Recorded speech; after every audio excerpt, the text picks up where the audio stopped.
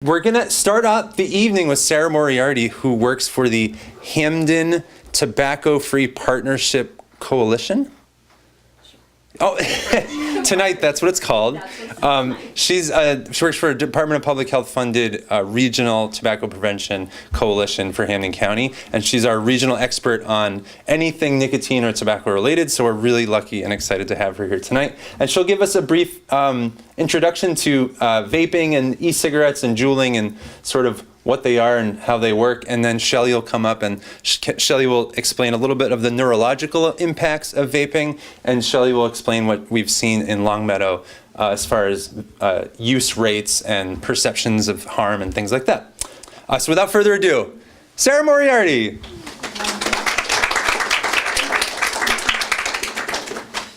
Hi, everybody. It's great to see so many people in the room, so many people interested in this topic. Obviously, I can be super long-winded, so if you need to grab the hook, Paul, feel free to grab the hook. I might skip over a couple of these slides, but you can always reach out to me. I'm happy to email this presentation out to anybody who would like to look through it more thoroughly. And if anybody has any follow-up questions for me, you can contact Paul, you can contact me, and get my direct line or email, and I'm happy to speak with you further about anything that I might have had to kind of go quickly through on this presentation.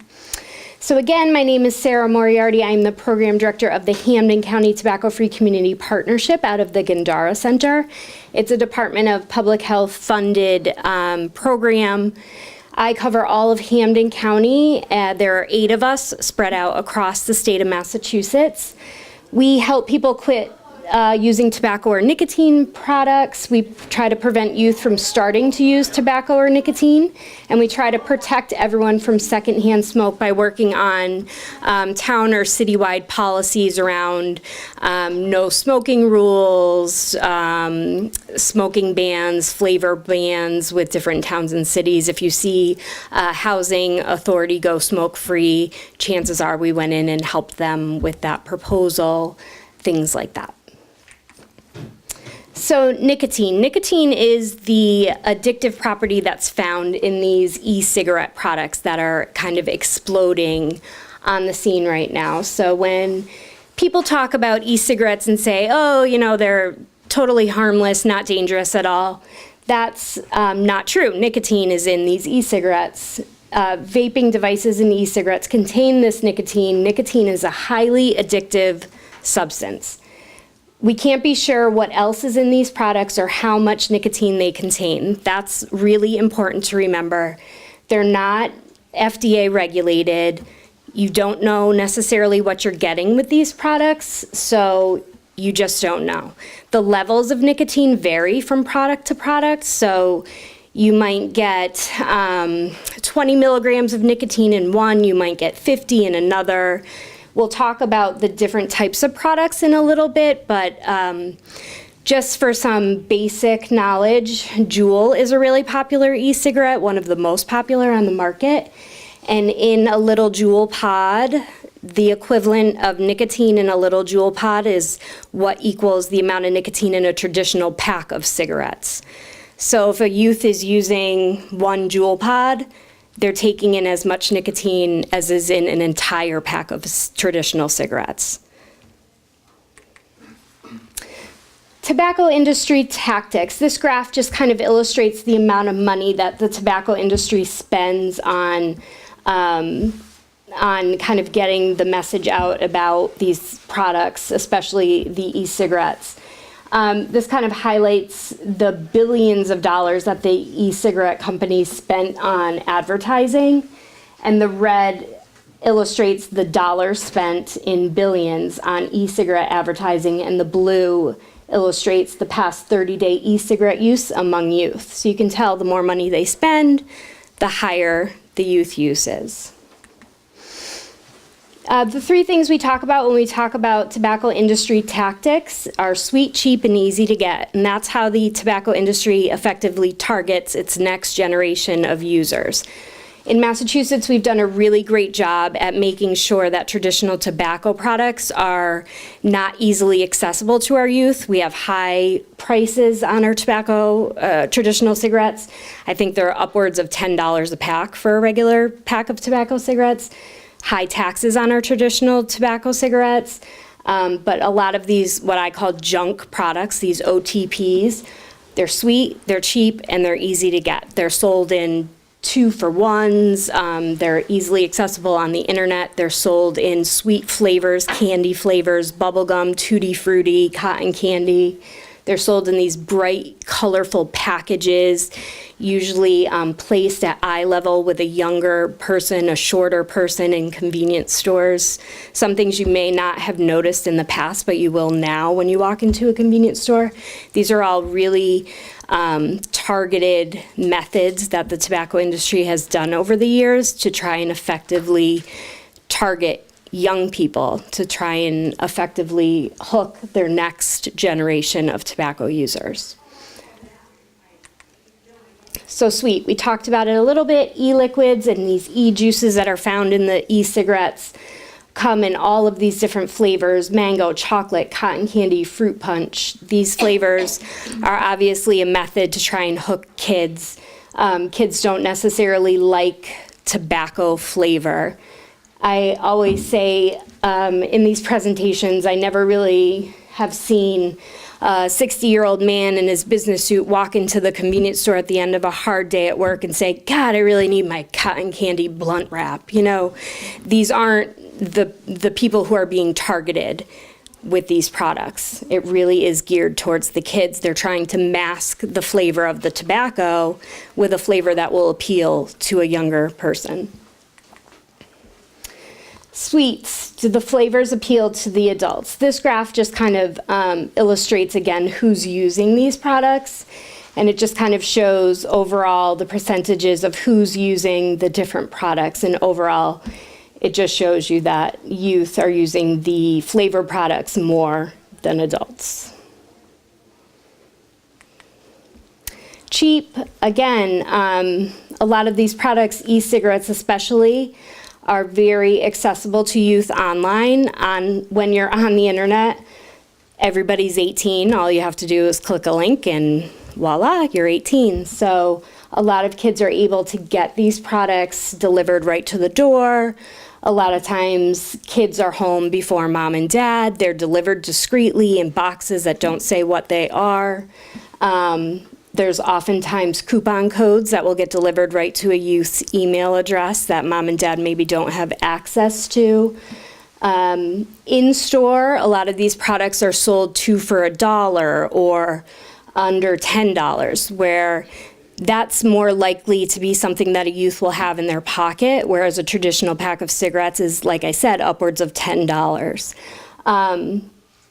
So very accessible for youth. If you go into your local store and talk to a clerk or notice some of these, these OTPs, other tobacco products or junk products, and you start asking your clerk how much these products cost and things that you might have never paid attention to before, you're gonna find out the prices of these products, the foil wrapper, blunt wraps, all of these other products. They are tobacco products, but start asking, just out of curiosity, how much do these products cost? You will be surprised to find out that a lot of them are $1 or less.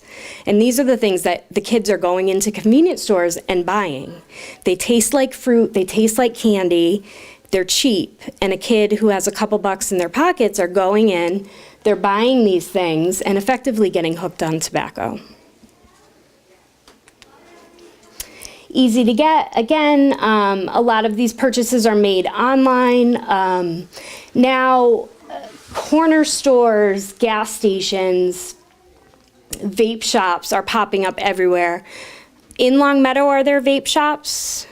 There are no vape shops. No vape shops. And Shelly talked a little bit about how they're now only allowed to be sold in stores that are 21 plus. That's great. That just happened today. For flavors, yeah. That's great. So you are one of the... essentially not allowed in Long Meadow, flavored vapes. That's great. I mean, you are one of the few communities in the area that escaped that, because most of the towns and cities in Hampden County have multiple vape shops at this point. I know I live in West Springfield. We have a handful. Wilbraham has 3 or 4 at this point. All of the surrounding towns and cities have multiple, and they just kind of popped up out of nowhere. Even the gas stations and corner stores now, you walk in and almost all of them now have little display areas where you can buy glass pipes and just all of these products that I, for one, don't understand when or why or how they kind of fit in at convenience stores. So, yeah, I'm sorry, did you? You need to be, but again, then you run into the issue of compliance and who's checking IDs and things like that. But for me, I have 3 children, and for me, I always ask myself, where are we turning into, now there's an issue of normalizing some of the behavior, because now we're having it in these corner stores, and you might run in to buy a gallon of milk, but what are your children being exposed to, and what are they seeing as just kind of normal day-to-day stuff? It's right there, it's on the counter. So it's an issue, the accessibility, the just kind of normalization of some of the behavior. It's an issue. So again, easy to get, it's everywhere, it's on the street corner, corner stores, gas stations. The online, that's a big issue. Kids can get their hands on anything online. Again, we talked about it, availability sends the message that these products are normal and fine. The more that you see them, the more likely they are to buy them and use them. Question. Yes? Is there any vaping product that doesn't contain nicotine? You can use vaping products and use different levels of nicotine. So there are some people who can use vaping devices with 0 nicotine in them, and that would be somebody who's using a vaping device for cessation purposes. But what we find is that the youth aren't necessarily using them for that purpose. So the answer to your question is yes, depending on the amount of nicotine they're using, but we find that the products that the youth are using are not those products. So yes. But in terms of what the youth are using, they're not using those sophisticated products. It's hard too because there's no regulation of these products. So you don't know what you're getting. A little bit of nicotine in something that says there's 0 nanograms, but there might actually be nicotine in it. So, and there was a research study done this year, I think it was New York State, to see is there nicotine still in products that say there's 0 nicotine, and like 60-something% still had some nicotine. So there's no regulation, so no one's keeping track of it. So it's a way to say no nicotine, just a flavor, but it's an addictive thing that you're gonna wanna use again. And that just addresses the nicotine. The other issue with the no FDA regulations is the chemicals and the other stuff that is combined and comes in these products. You just don't know what you're putting in your body. So there's all these other health issues that are associated with it. It's kind of a mess. So what is vaping? Vaping is the inhaling and exhaling the aerosol or vapor that's produced by an e-cigarette or similar battery-powered device. They're called e-cigs, vape pens, e-hookahs, e-pipes, tanks, mods. There's a bunch of different names for them. Sometimes they're referred to brand names, Juul, Juuling, Bow, Blue. I always tell parents it's really important to kind of know the language that your kids are using for these products.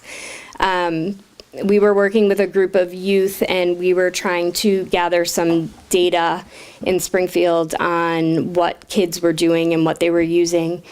And it was in the kind of the early days of vaping, and we were trying to see if kids were vaping, if they were using these products. And we gathered a group of youth and we surveyed them and we asked them if they were vaping. And we got the results and we thought, this is really weird. Nobody's doing this. They aren't reporting that they're doing this. And then we started talking to some other youth and they were saying, well, yeah, we Juul, but we don't vape. And we said, well, Juuling is vaping. But to them, they didn't see it that way. They thought it was something totally different. So it's just really important to know the language that your kids are using because they didn't think juuling and vaping were the same thing.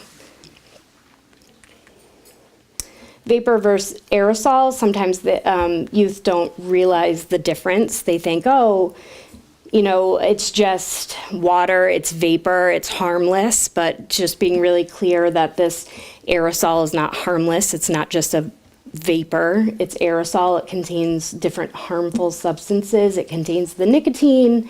It contains ultrafine particles that can be inhaled deep into the lungs. Diacetyl, that's a chemical that's linked to serious lung disease.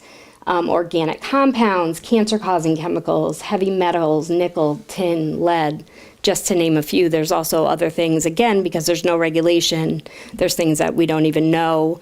Depending on where you're getting the product from, there could be all sorts of things in the product that you're using.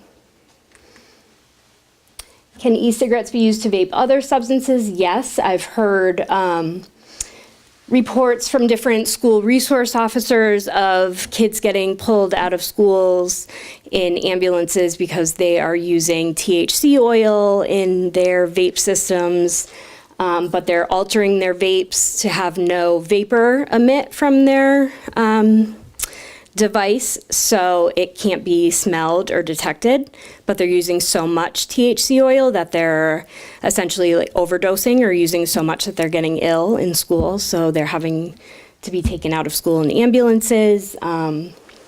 Nicotine poisoning because they're using so much, so really anything they can think of to put in these devices. If it's not one of the manufactured Juul pods, there's all sorts of different ones and we can show you, but if it's not a pre-filled pod and it's an open system that they can pour their own substances into, they can really put whatever they want into it. And that's been an issue in some of the high schools with kids putting THC oil and things like that into them. Are e-cigarettes safe? E-cigarettes are not safe for youth, young adults, pregnant women, adults who do not currently use tobacco products. It contains nicotine and other chemicals, and more research is needed to understand the long-term health effects. Secondhand vape is also unsafe, the same way you wouldn't want somebody emitting secondhand smoke in your presence, the same way you wouldn't want secondhand vape around you. We don't know what's in it. It's the same type of idea that you wouldn't want the secondhand smoke around you. Just a little word about the FDA. In November, they came down with some ruling. They were going to kind of try and crack down on the e-cigarette companies. We thought it might be a little bit harsher, but they are going to try and restrict some of what's going on. They're going to try to make the online sales a little bit harder. So these are some of the things that they're working on. They're going to try to make sure that flavor products are sold exclusively in adult-only establishments, so smoke shops, things like that. And it's good to know that Longmeadow's already doing that. They're going to heighten the measures for verification of age for online sales. They're going to work towards eliminating the sale of flavored cigars because we found that primarily that's youth use of those products. Juul, which is primarily had the market on youth use of e-cigarettes, decided preemptively right before the FDA came down with their ruling. They've made billions and billions of dollars off youth, and they decided to say, oh, you know, we're going to be the good guys here, and we know the youth are using our products. So right before the FDA came down with their ruling, they deleted their Instagram and Facebook accounts and said they were going to stop selling all of their flavored pods other than menthol to try and curb youth use. I'm not sure how that's working out for them, but that's kind of what they were going to try to do to curb youth use. Some additional resources for people. There's a website called getoutrage.org that has really great tools for parents to talk to their kids about using these products. There's some great resources for schools. 1-800-QUIT-NOW. It's really hard because there's not a lot of resources for youth to get cessation. help. And if youth are using these products or have been using them for a period of time, most likely they are at a point where they are most likely addicted to the nicotine, which is a real issue. And there aren't a lot of resources, and even pediatricians at this point don't know where to turn because youth can't use a lot of the same traditional nicotine replacement therapies that adults use.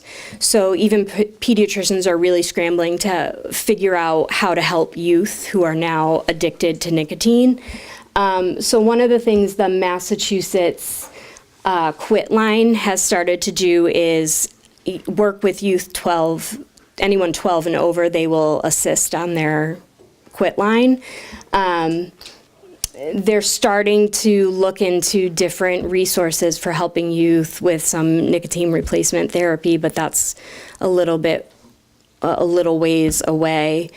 But I would just suggest if people have kids who have been using these products for a period of time, most likely they have a bit of an addiction problem, and seeking help from a pediatrician is most likely necessary. But that's the other shoe that's dropped here, and I think people need a lot of support. I think parents are oftentimes saying, stop, because I said stop. But I think we have a real problem here, and parents need to recognize that the kids are going to need some support if this is something they've been involved in for a period of time. So I think that's important to make sure your kids have that support as well. The end of I went as fast as I could because I really want everyone to hear what the youth have to say and everything. Thank you so much, Sarah. You're welcome. Good question. So, Shelley Warren. all right, so thank you. Public Schools Substance Abuse Response Coordinator. Correct. So my office is located in the high school, so most of my work is with the high school students there, but district-wide I do coordinate prevention efforts and speak in health classes and to staff and for parents throughout the district. So we also do a survey in the spring of every year since 2013, and I'm going to share some of our data so that you can get a little local flavor for at least what we're seeing in our school district. And just 2 years ago, we added the 8th grade to our survey, so we have middle school, at least 8th grade middle school data as well. So I'll give you a little snapshot of what we see happening. I do want to add to what Sarah said. Cessation for youth is now an issue. And I would say just starting in the past year, I see more youth who want to quit and are in a quandary, and it is very difficult. And I have anecdotal evidence of some pediatricians actually prescribing nicotine replacement therapy. But in order for it to get to that point, the student has to be willing to disclose to their parent what's going on and be willing to go to the pediatrician's office. So I think it is great if, as a parent, if you're dealing with this, if you can keep that in mind, that, rather than a full-on punitive approach, they may need actual assistance, with the quitting. And the nicotine replacement can help to titrate down the nicotine element of the habit anyway, while they work on the other behavioral components of it. So this is a little snapshot of youth use of vaping products. So we have, obviously, e-cigs are more commonly used than any other type of tobacco product. So we saw cigarettes be basically almost completely eradicated, and then the e-cigs, came on the scene, and what we're seeing for youth use is probably higher than we ever saw for youth use of cigarettes even back in the day. So Massachusetts youth, 20% of them had used within the past 30 days, according to this survey, whereas 6.4% had used cigarettes. What that looks like in Longmeadow is actually worse. The blue is our Longmeadow data, grades 9 through 12. We were at 29% of our student body saying that they had used these products within the past 30 days, so 9% higher than the state average. And we have Hampden County in there as well, and Hampden County was right on par with the state, but our data is not. Why? I am not sure. I wonder about disposable income being a factor, with access to products. One other risk factor for us in Longmeadow is that we are right on the line, and Enfield is age 18. Massachusetts is now a T21 state, but Connecticut is not. So we have a good chunk of our student body who are 18 during their senior year, and they're fairly easily able to cross the line into Enfield and pick up products, bring them back, and it's legal for them, to purchase. I did just just see this week there's a proposal in the Senate to make T21 federal. So that would help to close, that loophole if that did occur. Our class of 2019, this is the first class that we have 4 years of data for. So you can see their freshman year down about 6%, and by the time they're seniors, and this was just collected about a month ago, 44% reported using these within the past 30 days. So again, that year, that grade 9 to grade 10, part of that is that's when products, that's when students kind of uptick their experimentation and exposure and easier access. But that's also when Juul really hit the scene. And we saw, the numbers go up across the board. So if you notice that blue arrow on the left is what our current freshman class comes in at, 17%. So our seniors now came in at 6%, and our current freshmen are coming in at 17%. So it's definitely a different ballgame with the number of these products that have exploded on the market. And I'm going to use the word ENDS throughout my slides. So I just have it on this slide. That stands for Electronic Nicotine Delivery System. And it's just the shortest way to put it on a slide. So that would cover Juul. It would also cover any other kind of vape brand. But I'm just calling them ENDS in my presentation. So we had 924 students who participated in our survey. And trying to look for some positive here, one thing I will say is that our daily use of these devices held at about the same from last year to this year. And in this climate, we're considering that a victory, that it didn't go up. So it's holding it was, I think, 8-point-something% last year, and we're at 9% this year. So we're pretty much in the same range. And just for the sake of interest, I put how that compares to other substances that we ask about. So by far, the ENDS are the most commonly used daily, but right behind that is marijuana at 5%, and that went up last year, and it went up from the year before that as well. So we're seeing an increase in that, and I think that is connected to legalization and ease of access as well. Cigarettes, 3.5%, so much, much lower, and alcohol, 0.7. So although, student use of alcohol is a concern, it doesn't tend to have the daily habit-forming nature, at least for our students, as some of these other products do. This graph may be hard to understand, but the easiest way to explain it is the green and the blue shows the percentage of students who are not using, have never used the product, or have not used it in the past 30 days. And then the colors from there show the gradation of how frequently they're using. So the purple and the pink are in that daily range of use, 20, 39, 40, times a month. So the top one is cigarettes. So you can see that we have very few students who are using and very few who are, who are developing a daily habit. And then the bottom one is the ENDS, the electronic systems.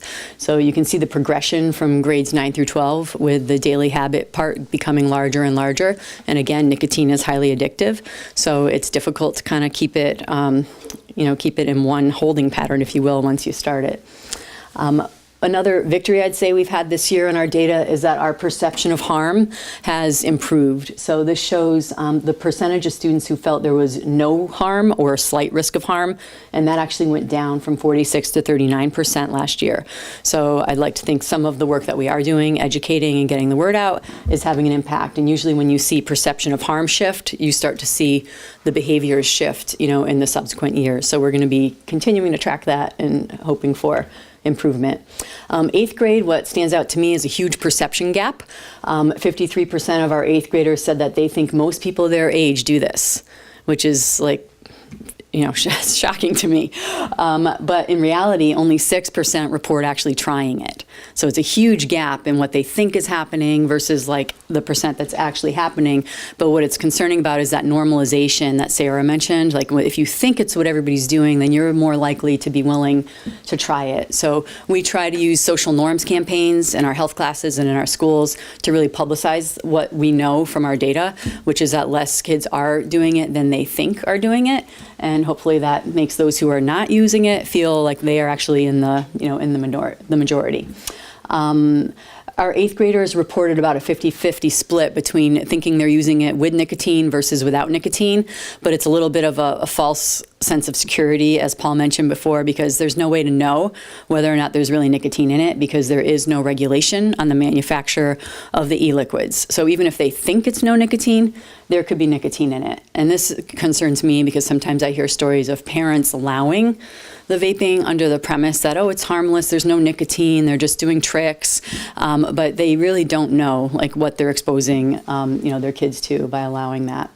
34% of our 8th graders have seen another student use one. 5% of them have seen it in a school bathroom, but 11%, more than twice that, have seen it at home, where like the parent's not aware and the kids are maybe in the basement, gaming or whatever, and they're juuling or vaping and nobody really knows what's going on because there's no smell.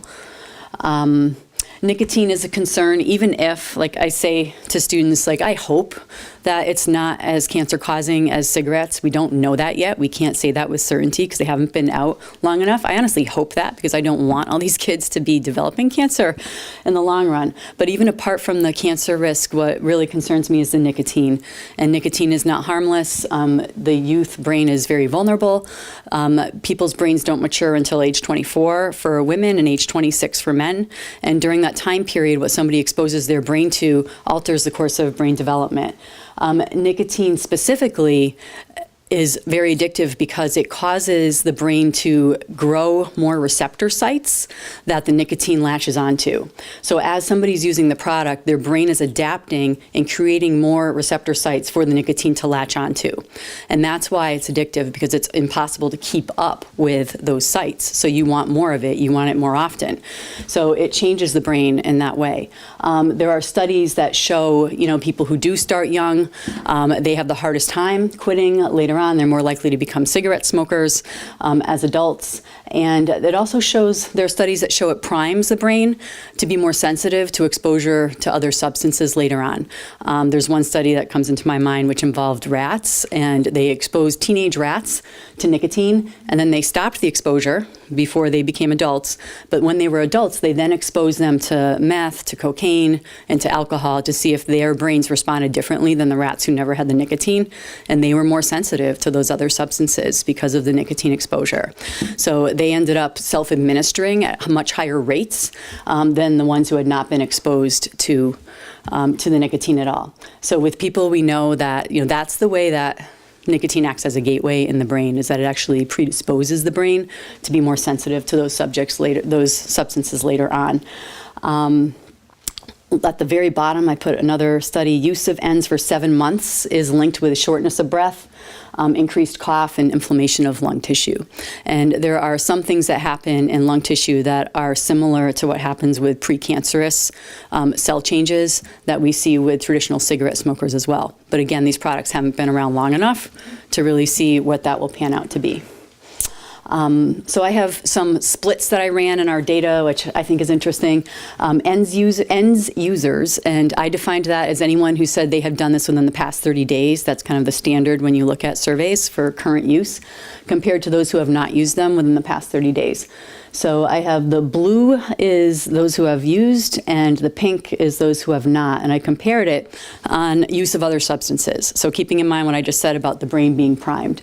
High correlation with marijuana use with the nicotine ENDS users. So 74% of our current vapors had also used marijuana within the past 30 days, compared to 16% of our non-vapors. It's a high overlap, with those two substances. So we have, I'm sorry, that was alcohol. I misspoke. For marijuana, also high overlap, 62% versus 8%. So much higher exposure there. Crossfade, which is, if you don't know, that's a term for using marijuana and alcohol together. So on our survey, we defined that as using those within a 2-hour period of one another. So here we had 37% of our ENDS users had crossfaded within the past 30 days, whereas it was 3% for the students who had not used in the past 30 days at all.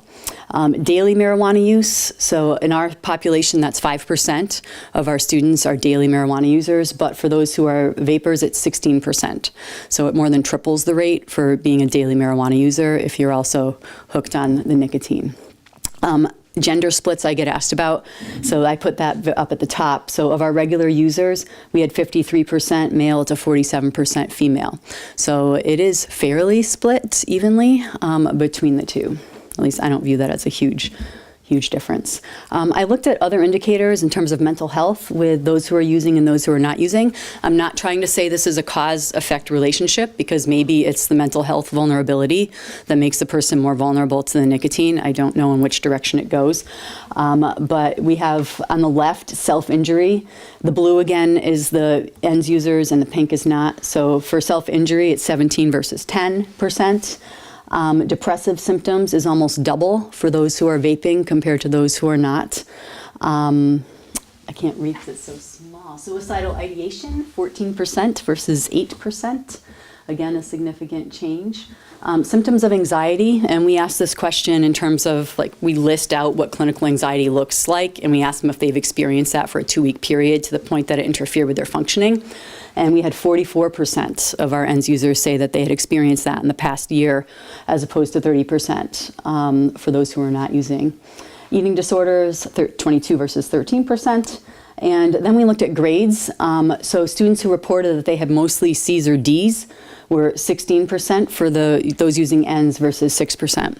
So we have some other vulnerabilities that tend to go with the students who are also using the ends. And again, I can't say what's correlation, and what's cause and effect, but that is the pattern that we're seeing. How do we know? So if you're smelling sweet things, that could be a sign, because even though it might not smell like tobacco, you might smell Kool-Aid, or you might smell creme brulee or mango or whatever some of the other popular flavors are. But oftentimes that smell is so briefly there that you may not smell anything at all. I'm going to show you some products later on. I'll be around when we're milling around, and I'll show you stuff that we have confiscated in the high school, so you can kind of actually put your hands on it and see what it looks like and become more familiar and know what to look for. These are products that have been confiscated at local high schools. So again, this is just the picture, and I have live examples that I'll show you later on. So Juul is the most popular, but you can also see some dab pens, vapes that are used for marijuana in there. The ones up on the top are the tank systems that are used for THC concentrates. So things that we are doing at school, we started using the Catch My Breath curriculum this year, going as low as 6th grade. We have life skills in place for 4th and 5th grade, and then we have health through middle school and 9th grade as well. We try to use social norms campaigns to bridge the perception gap. We do ESPERT, which is a screening with the school nurse for different substances, but we include nicotine in our substance screening, and that has been helpful for actually flagging students in who are looking for some help, around this. And then our coalition meets with team captains and lets them know about the risks associated that athletes might be concerned about with this substance, but also with other substances. So what can you do? Talk with people in your sphere. Talk with the young people who are in your sphere. Dispel the myths that are out there. So even among parent friends that you may have who might think like this is just a harmless behavior, you can let them know what you've learned and challenge the myths when you see them. Talking with your kids makes a difference, and even though they might not tell you that, all the research shows that. They do listen, and what you communicate is very impactful on their behavior. So as one piece of evidence for that, we ask how wrong their parents think it would be for them to do this. And those who don't use it all, 82% of them said their parents would feel it was very wrong. But those who are 30-day users, that drops to 53%. So you can see some impact on having clear messaging as a parent to your youth, about this product, how you feel about it, the risks associated with it. So keep having the conversations. I think that's it for me. Did I miss anything you wanted me to say, Paul? I'm trying to think. No? Okay. All right. Thank you.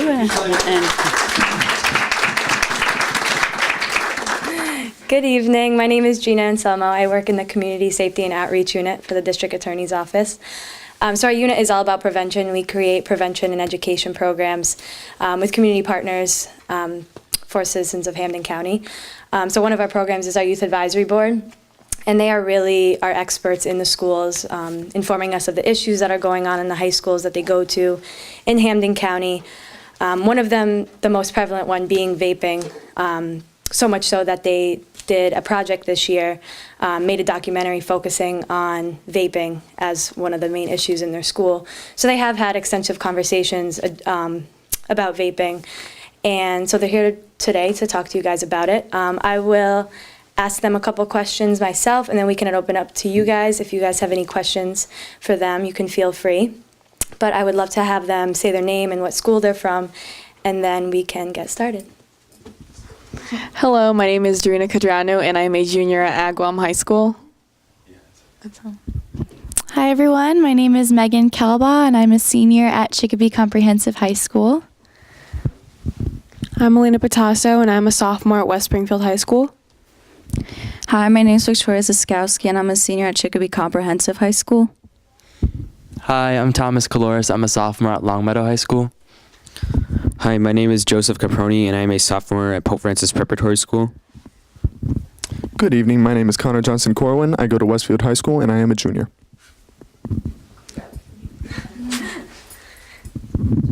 All right. So the first question is, share your own concerns or observations regarding student vaping inside or out of school. We can just go down the line. You guys can say a blurb and then go on to the next one. I think the health risks are really avoided, at least in my school. Kids try to deny it, that it could impact their life in the future. Also, students surrounding them, especially in the bathrooms, that's a big place that people tend to do it because it's, I guess, a private area that's not really monitored. I don't think it can legally be monitored. But, you go into the bathroom to obviously use the restroom, but there's, you can smell it, and there's almost a sense of, you can't say something about it, because if you do, everyone's like, oh, you suck, you know? You don't want to say something about it, but at the same time you do, so it's kind of conflicting on your beliefs. But I feel like I'm scared that it'll have some health effects on me just because I'm in there and I'm smelling it when I'm at lunch and I have to use the restroom. That's what I'm experiencing, at least. I agree with that. As Dorina was saying, I feel like most of the places where people vape typically is in the bathroom at my school. And it's really frustrating because when you're just trying to go to the restroom and you don't want to be surrounded by that, there still might be people in there with their vapes and jewels, and it's just not something that everyone wants to surround themselves with. So I have noticed that it is a really big problem. I agree with what Megan and Darina said. I mainly see it not only just in the bathroom, but in our changing rooms for our in our athletic wing. I see a lot of student athletes in there vaping all the time, and I noticed, at least our coaches are aware of it, but they don't say anything about it because if it's their star athletes vaping, they don't want to kick them off the team because, well, there goes the game. They're kind of they need them, so they'll be like, oh, don't do it again, but they know that they're doing it again. The coach will turn around and they'll be doing it again, and it's very frustrating because it kind of feels like, I don't know, you're their coach, you should be pushing them so they can strive to be the best that they can be, but you're letting them use illegal substances knowing that it's bad for their health. So I too agree with all of them, but what concerns me is the most that it affects students' lives. It affects their relationships, not only with other students, but it affects their relationships with their parents. But it also ruins their lives because of health-wise. They're just intoxicating themselves and putting their health at risk. But not only do they put themselves at risk, it affects people and students who don't juul. So we'll walk into the bathroom and I'll get a whiff of cotton candy or mango, and that still gets into me and into my body unwillingly. So yeah. So I also share their concerns, but my biggest concern is definitely the social aspect of juuling, and I think it's really, over the years of my schooling, it's definitely increased as something that's viewed as kind of an integral aspect of your high school experience. I mean, people think that you're so weird if you go through high school without doing it. It's thought of as something that you just kind of have to do, and I think I definitely see the low harm perception in my daily life. People don't really think it's bad, but also the people that do think it's bad, they'll continue to use it because it's very hard for them to kind of go against the social norm, but that also leads them to kind of think of themselves as less. Many people I see, they kind of think that their bodies don't really matter. They just kind of YOLO, I'm just going to do it for the fun of it. I'm going to do it with my friends, but I don't really care about my future. And I definitely think that the prevalence of juuling in our daily lives has kind of led them to think of themselves as less and care less about their future. My concern about the vaping is that it's very widespread. It does take place in my school. It takes place in every single school, no matter where it is or where or how many people are in it or what it's made for at all. It's everywhere. So it does exist at my school, and it does exist with a lot of people. And I feel like it's poorly monitored, in my opinion, because people can get away with it super easily. They do it in the bathrooms, but the way that the system's kind of set up is meant that if you do like catch people using the substance, it's more meant on helping them out instead of helping fix the problem. And I'm not saying that they don't need help, because I do believe that if you're addicted and you need to get off it, and it's a challenge because that's what nicotine does. But I also do believe that if someone like does get caught doing it and then they get like a warning just to help them get off, but it's not really effective enough, then they just go back to doing it. So I feel like there needs to be some way to make sure that they do get the help, but they also like get some sort of punishment if they like do it again and just completely ignore it. I agree with everyone else. At my school, my biggest fear is as he said, sort of the inefficiency of our punishments for students. At my school, a lot of the times when teachers report seeing vape smoke after their shift for watching the bathrooms, what will end up happening is the janitors will end up closing the restroom. And because of this, a lot of students will then go to the next restroom. That restroom is now closed, and they'll keep going until every restroom is closed, and then they'll try going in other areas, and even will try ditching classes. And recently, this has become a problem in a lot of my classes, as a lot of friends and fellow classmates have tried vaping, and I personally don't want them to become part of the statistics seen above earlier. I just have one question stemming off of this one, just listening to all your conversations in the past. Can someone talk about maybe one of their peers trying it once and then kind of what that leads to, maybe them buying one and they're saying, I'm only going to try it once, something like that? Okay. What I see is when people do try out the Juuls, they normally do it, well, of course, because everyone does it, because that's the way peer pressure works. They also want to do it because they see it as sort of like a clean, high-tech way, something that's like new and modern, not just like this old cigarette thing that's probably been invented like in the Stone Age or whatever place. Because, I mean, smoking's been around for years, but this is relatively new. So I feel like they see it as like different in a way and new. And I mean, the flavors are not this like disgusting tobacco flavor. It's cotton candy, it's fruit, it's mango, which everyone loves apparently. But yeah, it's all sorts of flavors of like everyday things that people like eating, like candy and all sorts of things. So it's not really seen as bad. And believe me, I've heard many people say that if it's not smoking, it's just fine. And I know that's not the way it works. In my opinion, anything you inhale that's not like fresh air or like medicine is bad for you. So I feel like the person, like if they were to go and have it, quite often they would get addicted to it quickly, and then they would try to buy it, because the main way, in my opinion, that people try to get these pods is not always through the stores, but through other people. There is a system going on where people are trying to double the price and sell them in a way, kind of like drug dealing in a way, at a high school level, so they can double the price and make profits, especially from seniors to the freshmen. And they can sell to the freshmen and get them hooked on it, so that way they get more money.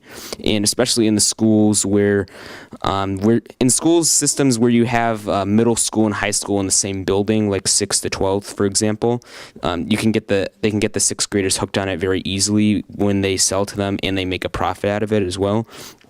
And quite often when people do get hooked onto these, they spend a lot of time out of class missing important things, and they all tend to clump together in the bathroom, which, like you said, does cause them to shut down, which is inefficient to everyone else who needs to use it, because then the other bathrooms are even more clogged up because everyone else is in it. So while this person is then missing class time, is not doing as well with their grades. In my opinion, a lot of the people that I have seen vape don't exactly care much about school in general. And I think for the people, they use it as a way to calm themselves down, because they think that they look cool. And of course, the nicotine and the effects that it does in a way, like other drugs, why people use it. I think the best way to for this is try to make sure that they understand that it is going to affect them in some way, because many people don't see it as a problem. They just see it as a cool, new, regular, normal thing. And I mean, most people, even including myself, if they hear someone's vaping in the bathroom, it's seen as normal now. One of the things that is reported to me most recently at a meeting was that a 12th grader, I won't mention the school, but a 12th grader was pressuring 6th graders to try the vaping products, and it was like a real issue, and the nurse from the school was saying, like, can you do something? And I was like, well, it's not part of my job to go to parking lots and shake down 12th graders. It might be someday, but it's not right now. But that was like a real issue. They have this senior who was pushing 6th graders just to try the product. Not like sell them yet, like really pushing these 6th graders just to try the product. And I thought, like, oh my God, like this is a problem. Like, he's really pushing, just try the vaping product, essentially to get him eventually to buy the products from the 12th grader. And I thought, oh my God. And she was saying, like, can't you come do something about that? And I said, well, that's a little bit out of my realm, but you're right. That's essentially what's happening, is these older students are trying to get the younger students to start using the products now. So Yeah, they're making thousands of dollars off of it. right. Yeah, the town I live in West Springfield, I know some friends who have kids in high school where their kids were getting in trouble for selling them. And that's something we hear a lot too with our board members who go to either like Palmer High School, where they have the 6th, 7th, and 8th Right. through high school, or Hamden Charter School of Science. They're saying that they're seeing these 12th graders or these seniors talking to these 6th graders, and those 6th graders look up to the seniors, and they're Right. seeing them do this. So Scary. Yeah.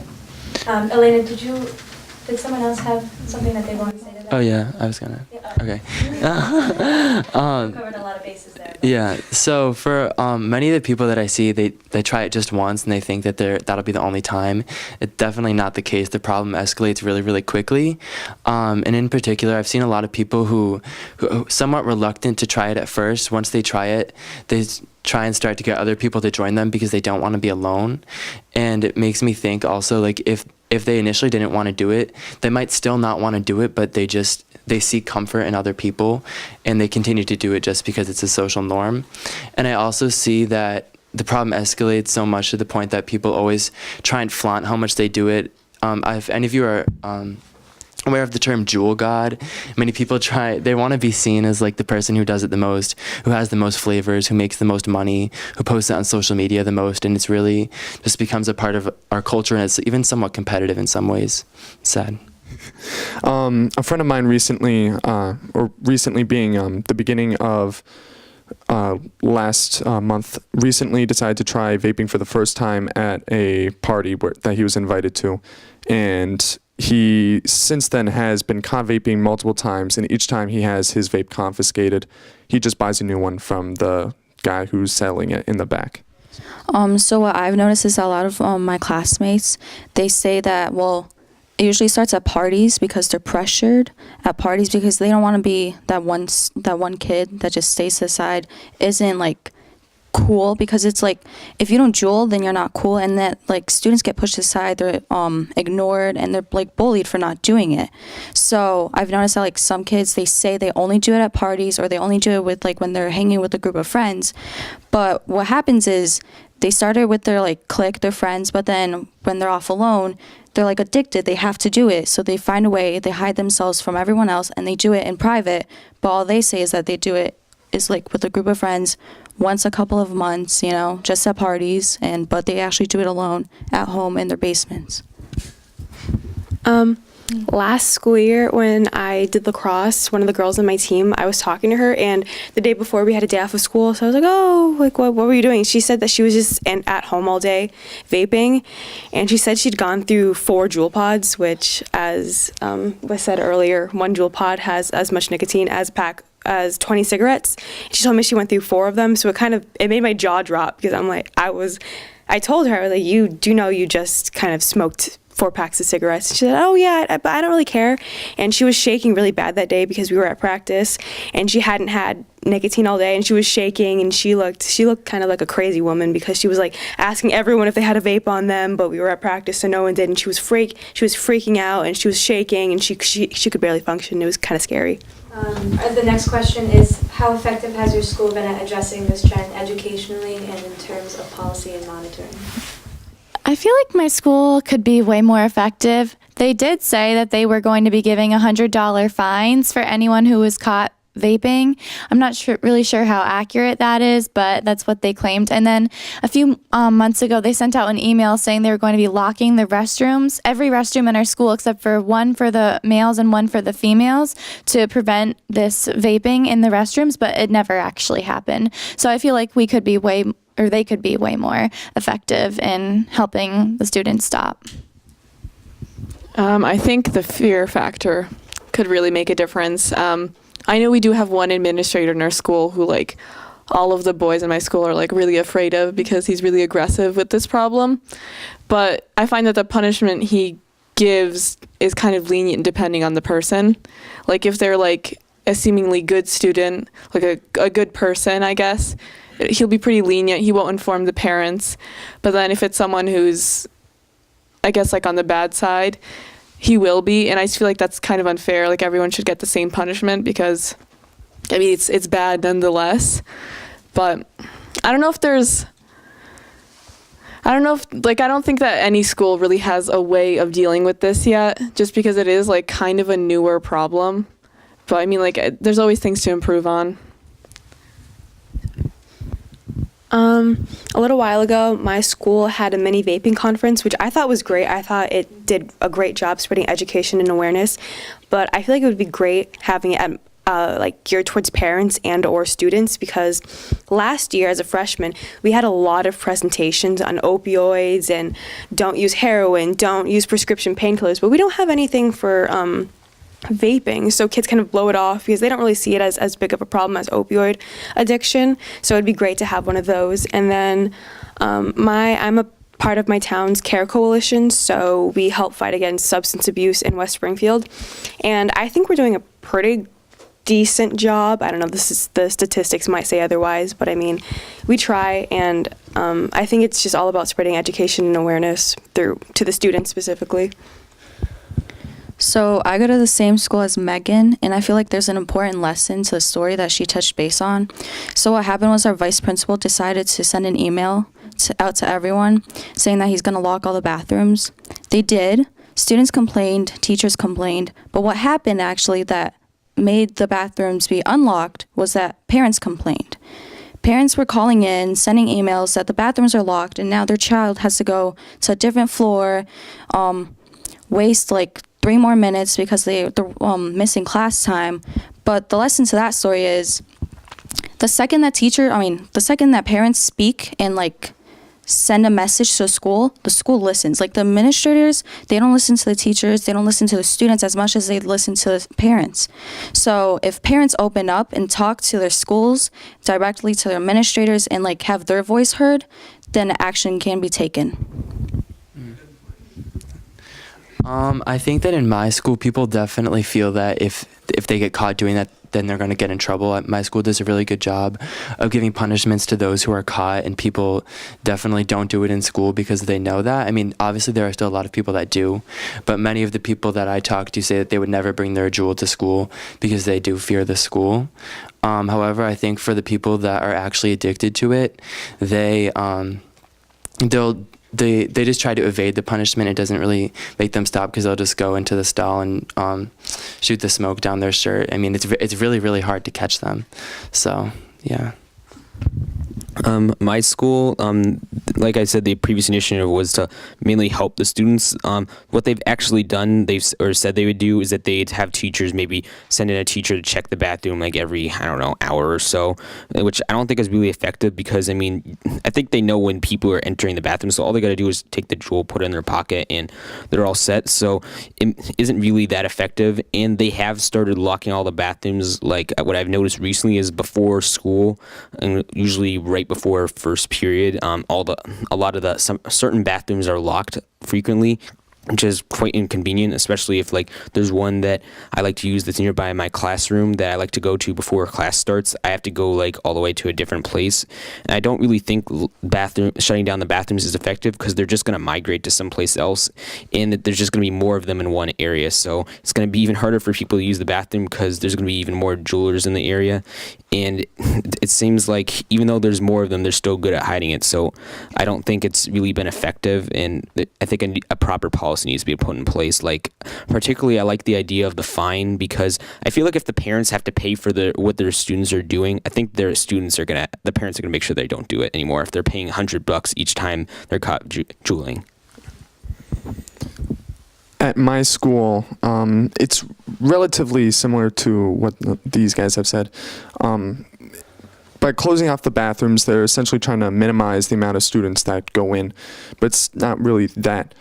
It doesn't really work that well. However, my school has tried sending the police in to do a surprise search where they will go around with police dogs and they will search backpacks that we have to put in the middle of the hallway.